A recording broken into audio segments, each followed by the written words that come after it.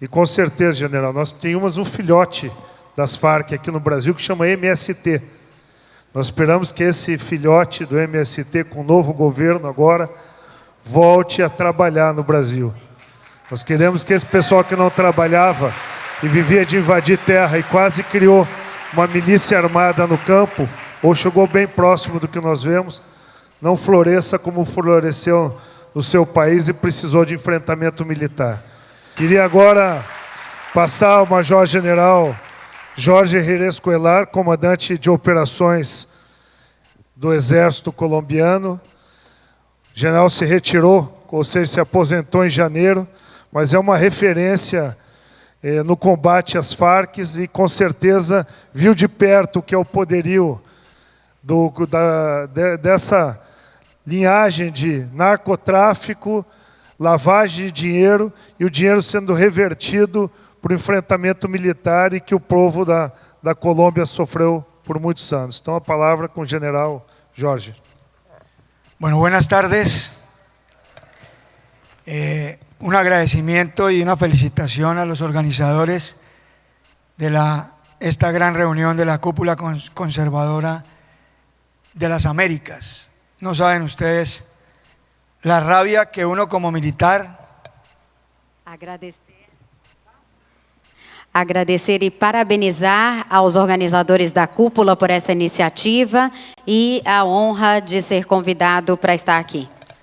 La rabia que uno como militar sentía cuando llegaba la noticia que el Foro de Sao Paulo se había reunido y todos esos mamertos de izquierda colombianos iban a esas reuniones. E falar da raiva que senti como militar quando houve o Fórum de São Paulo e saber que tantas pessoas da Colômbia estavam ali. Por eso es un honor para mí estar en este recinto. Por isso é uma honra para mim estar aqui. Doy gracias a la senadora María Fernanda Cabal, nuestra gran senadora de Colombia. Agradeço a nossa senadora Maria Fernanda, que está aqui, da Colômbia. Que fue la que dio mi nombre para poder estar el día de hoy frente a ustedes. Foi a que sugeriu o meu nome para estar aqui hoje em frente a vocês. En segundo lugar, doy un honor especial a los soldados colombianos muertos, mutilados y heridos, y en honor a ellos estoy acá. E, em segundo lugar, eu honro e homenageio os militares colombianos que morreram ou estão feridos hoje. É por eles que eu estou aqui. Espero poder explicar la guerra en Colombia. Espero poder explicar um pouco a guerra da Colômbia. Quiero explicarles de los años 90 a los años 2016. Quero explicar para vocês dos anos 90 até 2016. En la gráfica ustedes observan que en el año 98 las FARC...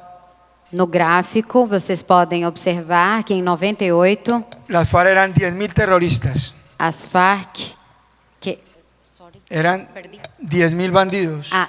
As Farc significava 10.000 bandidos. Aprendas el nombre terrorista. Terroristas. Terroristas, ok, terroristas. Terroristas. En esta época, Colombia desafortunadamente era un país inviable. E nessa época, infelizmente, a Colômbia era um país de? Inviable. O sea, inviável. Y unas fuerzas militares inviables. E as forças militares também eram inviáveis.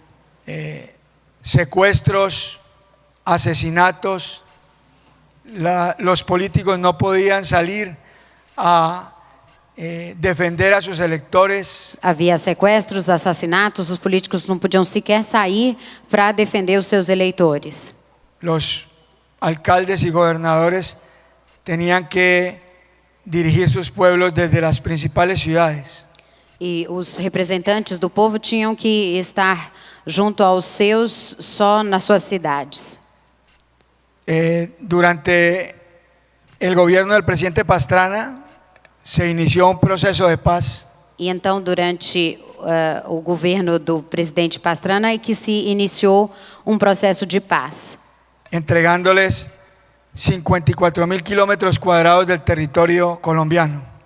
entregando a eles 54.000 quilômetros quadrados do território colombiano. El ejército tuvo que abandonar sus cuarteles.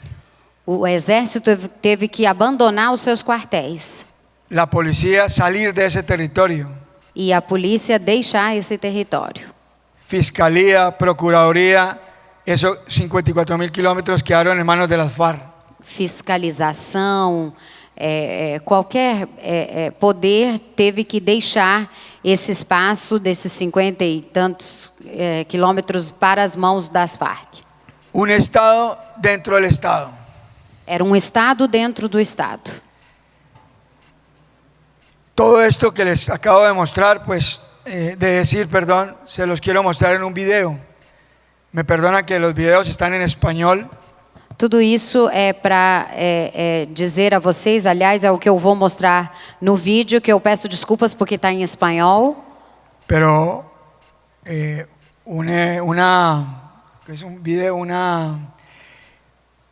una figura vale más que 1000 palabras. Mas é como se dizem, uma imagem vale mais que 1000 palavras. Por favor, o vídeo.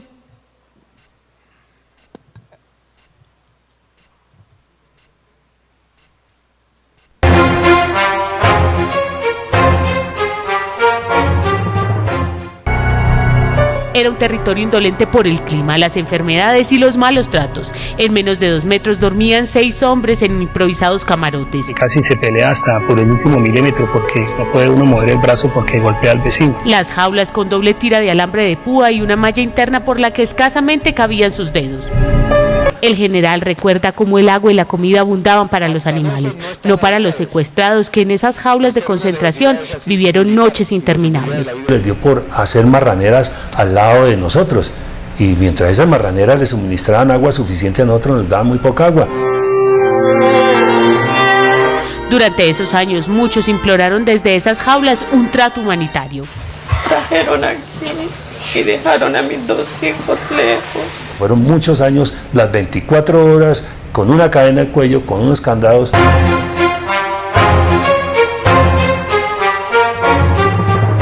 Según estadísticas de la UNICEF y de la Defensoría del Pueblo de Colombia, hay entre 10.000 y 13.000 niños combatientes en los grupos irregulares, muchos de ellos menores de 15 años. Los soldados se quedaron sin palabras cuando comprobaron que uno de sus enemigos era apenas un niño. ¿Usted fue tan joven? ¿Por qué está en esta vaina, no? Porque me llevaron obligado. Bueno, tiene muy bien. ¿Cómo lo llevaron qué? Obligado. Bueno. El ejército lo encontró herido, junto a otros 2 niños insurgentes muertos, durante un fiero combate con las FARC, en las montañas aledañas a la ciudad de Villavicencio. ¿Cuántos años tiene, socio? 14. ¿14 años? Ay, Dios mío. Experimentando un desamparo absoluto y torturado por las heridas que lo desangraban. El niño le contó a los soldados en medio del campo de batalla la conversación que sostuvo con el comandante de las FARC minutos antes de ser reclutado. Pues le dije que no me iban, le dije que no, porque para dejar a mi mamá sola y mi papá. Y dijo, no, se tienes que ir ya, y me llevaron. ¿A la mala? Pues claro. El reclutamiento forzado de niños en Colombia es una realidad que la guerrilla no puede ocultar. El collar bomba. El 15 de mayo del año 2000, la señora Elvia Cortes de Pachón apareció por la carretera circunvalar de Chiquinquirá con un artefacto en su cuello. Era un collar cuadrado hecho con un tubo de PVC que tenía 4 sistemas diferentes de explosivos que había sido puesto por hombres de las FARC que irrumpieron en su casa a las 4 de la mañana, le pusieron la bomba y le exigieron 15 millones de pesos para no hacerlo explotar. De vez en cuando la veía, una señora comerciante en ganado. Sabía que tenía su finca, sus hijos muy trabajadores. El subintendente de la Dijín, el técnico Hernando López, quien desactivaría el artefacto, le dijo a Cortés de Pachón que de esta salían vivitos. A las 12:35, luego de más de 8 horas de angustia, la bomba explotó y los mató a los 2. La masacre de diputados del Valle. El 11 de abril de 2002, un comando guerrillero se hizo pasar por miembros del Ejército Nacional e ingresó a la Asamblea Departamental del Valle, evacuando el edificio por una supuesta amenaza de bomba. Los insurgentes se llevaron a 12 diputados en un vehículo especial. Cuando salieron de la ciudad de Cali, les avisaron que estaban secuestrados por las FARC. Los diputados permanecieron en cautiverio por más de 5 años. En junio de 2007 los asesinaron a mansalva por, al parecer, el acercamiento de tropas de rescate. El único sobreviviente fue Sigifredo López, quien se encontraba en otro lugar por un castigo impuesto por esa guerrilla. La Chinita. Es considerada la primera masacre de las FARC. En la madrugada del 23 de enero de 1994, un comando armado del grupo insurgente llegó hasta una fiesta popular en el barrio La Chinita, en Apartadó, al norte de Antioquia, y abrió fuego contra los asistentes. Murieron 35 personas, 2 de ellas eran menores de edad. Bojayá.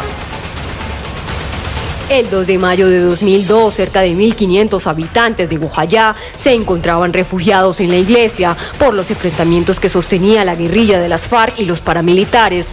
A las 10:15 de la mañana, miembros de las FARC lanzaron una pipeta que estalló al atravesar el techo de la iglesia. La explosión dejó 119 civiles muertos y 98 más resultaron heridos.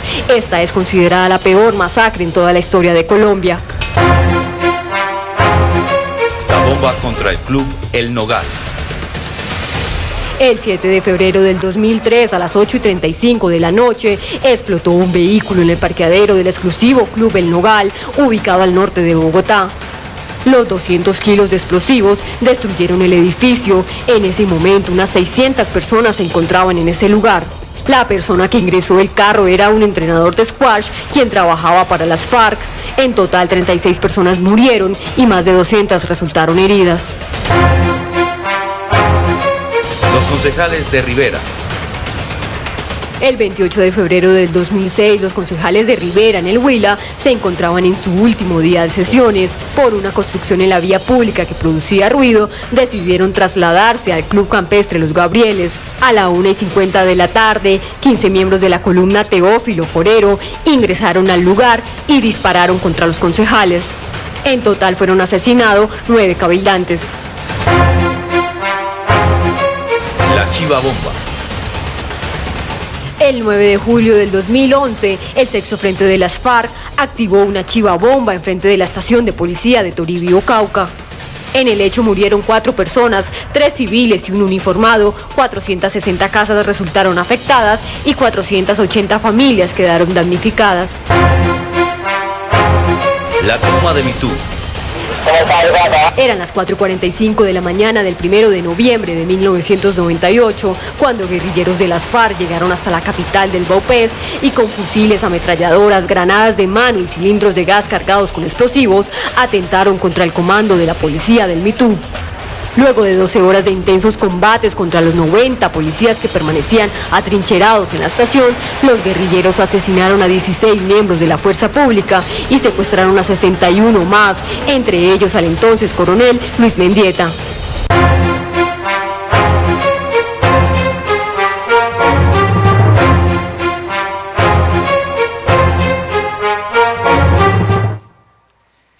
Este era el aspecto que vivía Colombia al año 2002. Essa é a forma que vivia a Colômbia no ano 2002. Gracias a Dios, en el 2002 fue elegido nuestro presidente Álvaro Uribe Vélez. E graças a Deus, em 2002 tivemos a eleição do nosso presidente Álvaro. Hasta esa época existía una brecha muy grande entre la parte política y la parte militar. E até essa época havia uma grande diferença, grande abismo entre a política e a área militar. Entre la parte política y militar. Cuando llega nuestro presidente Álvaro Uribe Vélez, se crea el primer plan de la política de seguridad democrática. E quando chegou o nosso presidente, então, ele colocou em primeiro nível a democracia. Creó la política de seguridad democrática Ele criou a política de segurança democrática, que cerraba la brecha entre la parte política y la parte militar. que foi juntar a parte política e a parte militar. O sea, llega una voluntad política para combatir a las FARC. Ou seja, criar políticas para combater as Farc.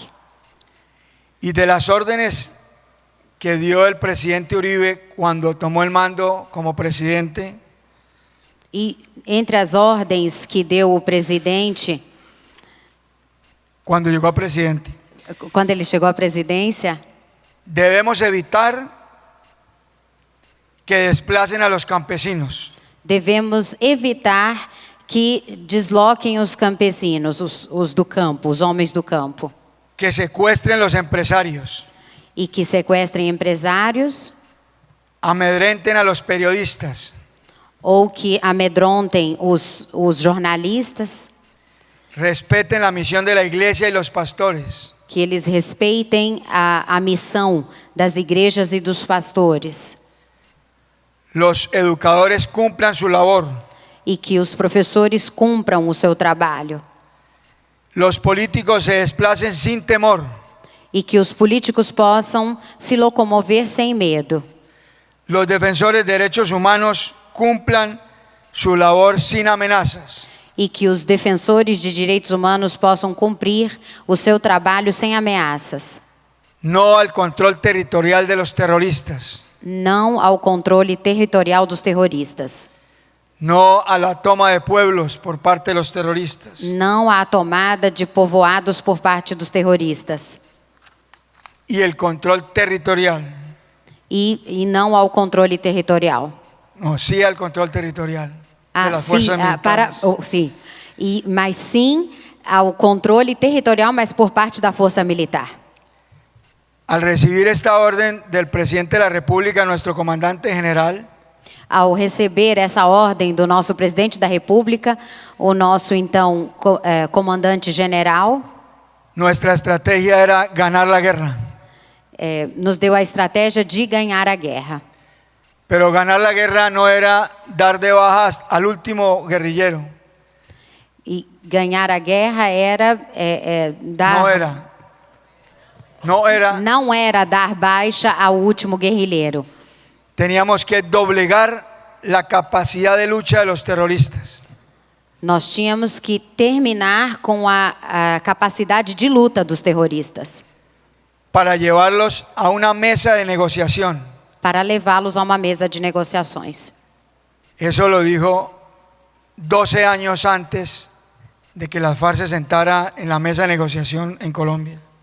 Isso eu estou falando de 12 anos antes dessa fase que nós estamos chegando, de negociações. Nuestro comandante nos decía, O nosso comandante nos dizia: las fuerzas militares nos tocó enfrentar un desafío de grandes proporciones. nós, as forças militares, vamos enfrentar um desafio de grandes proporções para contener una amenaza terrorista creciente para conter essa ameaça terrorista crescente que avanzaba a lo largo de la geografía nacional. e que avançava por todo o território nacional. A través de métodos criminales. Através de métodos criminosos e inhumanos. E desumanos. Incompatibles con los más elementales normas de derechos humanos. Incompatíveis com os mais elementares dos direitos humanos.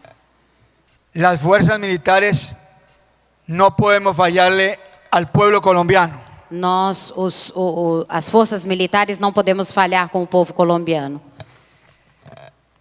A partir de ese momento, nuestra misión, a partir desse momento, a nossa missão era debilitar los grupos terroristas. Era então enfraquecer os grupos terroristas.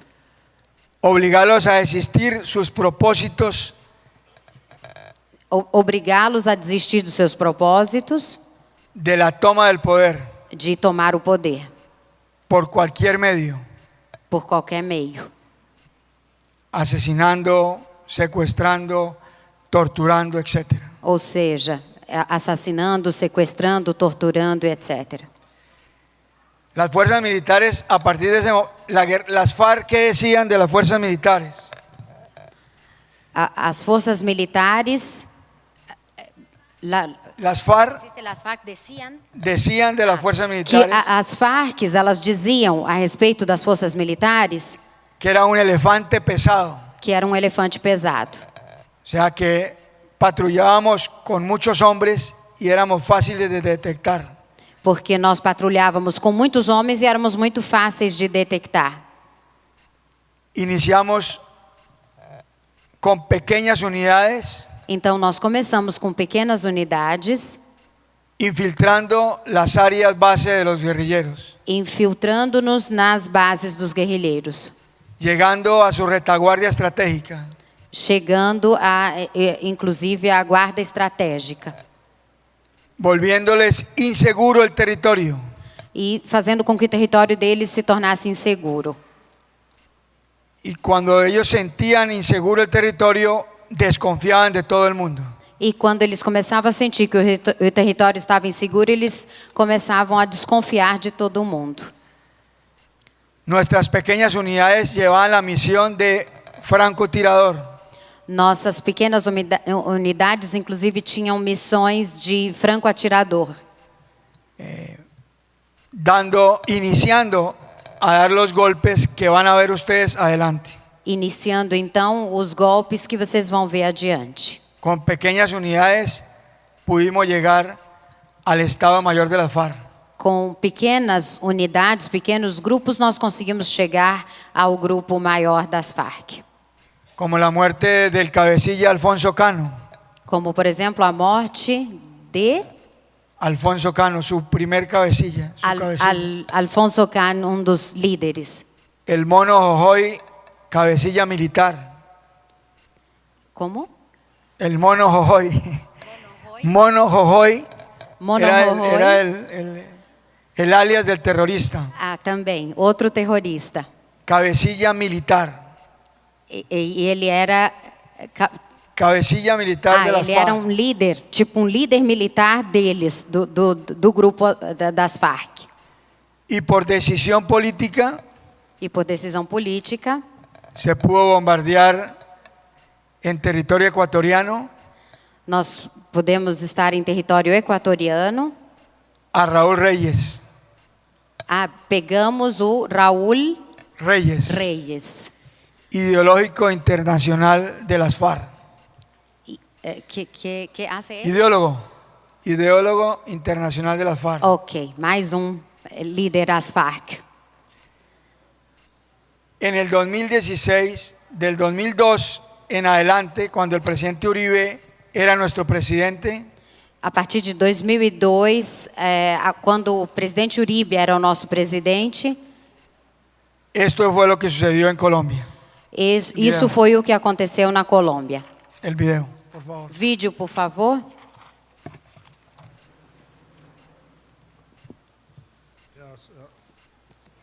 ¿Ya?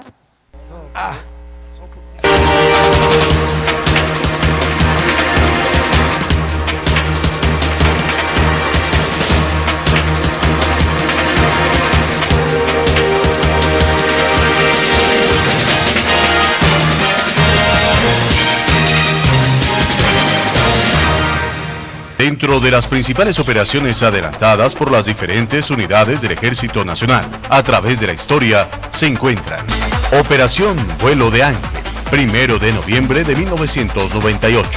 La toma guerrillera que estremeció a la población de Mitú, en el departamento del Vaupés, y que tenía como intención crear durante 15 días una república independiente, fue frustrada por el Ejército de Colombia, que en desarrollo de una operación militar conjunta logró en menos de 36 horas acabar con las intenciones del grupo terrorista de las FARC y propiciarle una de sus mayores derrotas militares, políticas y estratégicas en la historia de esa organización criminal. Operación Independencia, 11 de julio de 1999.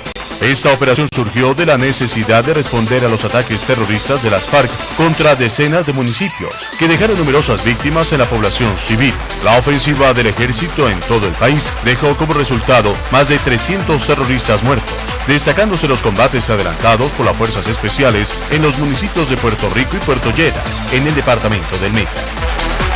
Operación Gato Negro, 30 de marzo de 2001. La operación adelantada por el Ejército y la Fuerza Aérea durante más de 2 meses en las selvas de Bichada y Guainía permitió demostrarle al mundo que las FARC se habían convertido en el cartel de la droga más poderoso del país. Durante la ofensiva, las tropas capturaron al capo brasilero, conocido con el alias de Fernandinho, al tiempo que lograron destruir más de un centenar de laboratorios y cristalizaderos, tras intensos combates que dejaron decenas de terroristas de las FARC capturados o muertos. Operación TH, 21 de febrero de 2002. Ese día se da inicio a la operación de retoma de la llamada zona de distensión, seguida por el gobierno para la realización de los diálogos de paz con las FARC. El Caguán, como fue conocida la zona, se había convertido en un santuario para el grupo armado ilegal, desde donde planeaban toda clase de acciones terroristas contra la población civil y la fuerza pública, al tiempo que se fortalecían militar y económicamente. Para el desarrollo de la operación se emplearon cerca de 14.000 soldados, quienes en menos de 24 horas tomaron el control de las cabeceras de los 5 municipios, que permanecieron bajo el terror de las FARC por cerca de 4 años. Operación Libertad 1, junio de 2003. Durante más de 100 días, unidades del ejército desarrollaron operaciones sobre las áreas limítrofes de los departamentos de Cundinamarca, suroriente de Boyacá y el oriente del Tolima, cerrándole a las FARC uno de los más importantes corredores de movilidad hacia la capital de la República. Con la acción ofensiva se logró neutralizar 4 frentes de la organización armada ilegal, desterrarlos del Parque Nacional del Sumapaz y por ende del centro del país, dejar fuera de combate cerca de 600 delincuentes, incautarle más de 6.000 kilos de explosivos, armas, equipos de comunicaciones, municiones y material de intendencia. Este fue el primer gran golpe asestado a las FARC en el marco del plan de campaña denominado Plan Patriota. Operación Aromo, 25 de octubre de 2007. La muerte en combate de Martín Caballero, máximo cabecilla de la cuadrilla 37 e integrante del Estado Mayor de la organización terrorista de las FARC, se produjo en el desarrollo de una operación conjunta, adelantada en el municipio de Carmen de Bolívar, tras un cuidadoso trabajo de infiltración a sus estructuras. La caída de Caballero en términos militares tuvo una gran importancia en la lucha que se adelantaba contra el bloque caribe de las FARC. Este hombre era considerado el mono Jojoy del norte del país, pues con sus 25 años de experiencia dentro del grupo ilegal, logró imponerse en zonas estratégicas como los Montes de María, Barranquilla y Cartagena. Operación Sol Naciente, 3 de septiembre de 2007. La fuerza pública, mediante una operación conjunta, bombardeó y copó el campamento del Frente 16 de las FARC, ubicado entre San José y Barrancominas, en el departamento del Guaviare, donde fueron muertos en combate el cabecilla de la cuadrilla Tomás Medina Caracas, alias el Negro Acacio, y 16 terroristas más. El Negro Acacio era considerado el más importante narcotraficante de las FARC y estaba encargado del financiamiento y sostenimiento de la organización armada ilegal. Operación Fénix, 1 de marzo de 2008.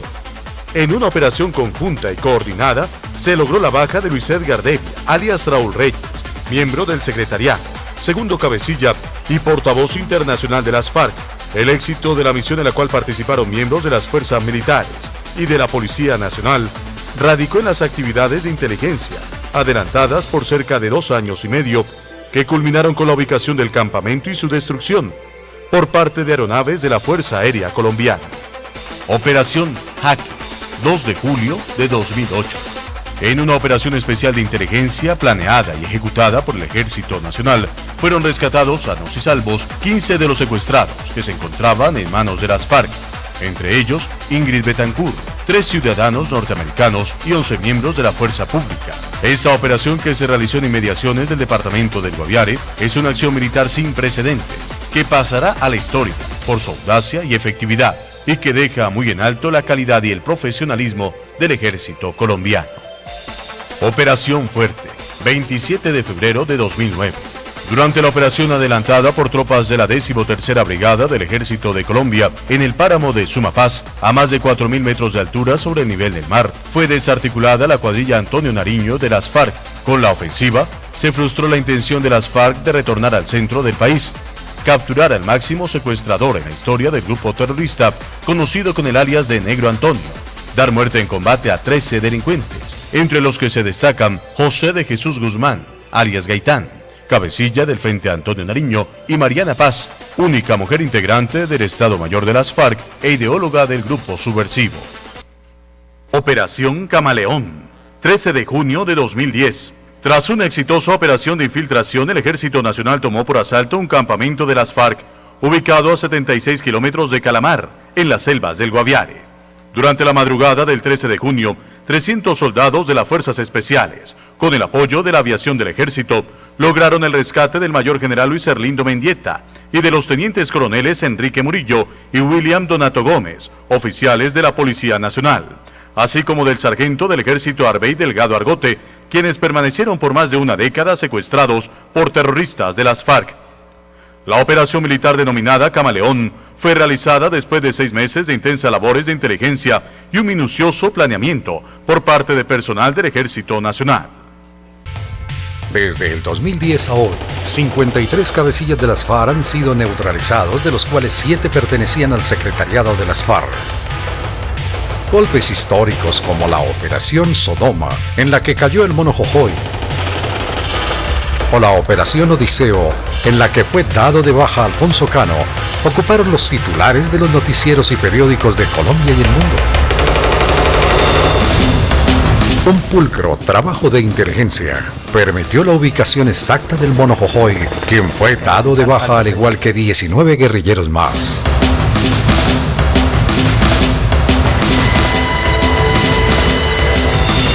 La Operación Odiseo fue lanzada el 4 de noviembre de 2011 entre los municipios de Morales y Suárez en el Cauca. Allí fue dado de baja el máximo cabecilla de las FARC, Alfonso Cano. Se capturó a alias el Indio Efraín, jefe de seguridad de Alfonso Cano, y murió alias el Zorro, uno de los miembros del anillo de seguridad del jefe guerrillero. Con la muerte de los 2 máximos cabecillas de las FARC, esta estructura empezó su debilitamiento y la desmoralización en sus filas.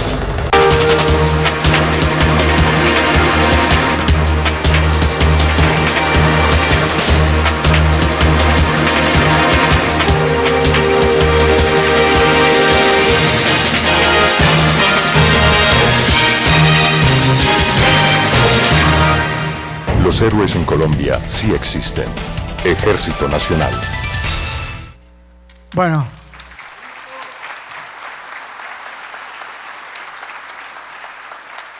gracias. El tiempo es corto y pues tenía más información para darles, pero quiero que sepan que el presidente Álvaro Uribe, la derecha colombiana, recibió en el 2002 20.000 terroristas y cuando iniciamos el proceso de paz eran 5.000. Por eso doblegamos la capacidad de lucha de estos bandidos.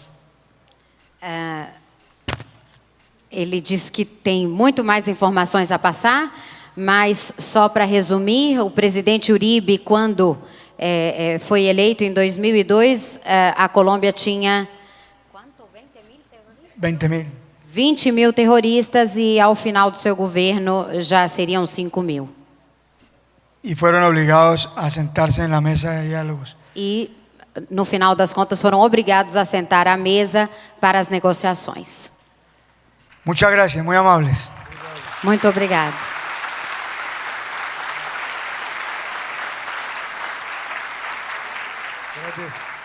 Agradecer também ao general por ter vindo, a senadora Maria Fernanda pela indicação, a amizade com o Eduardo Bolsonaro, da sua equipe também conosco.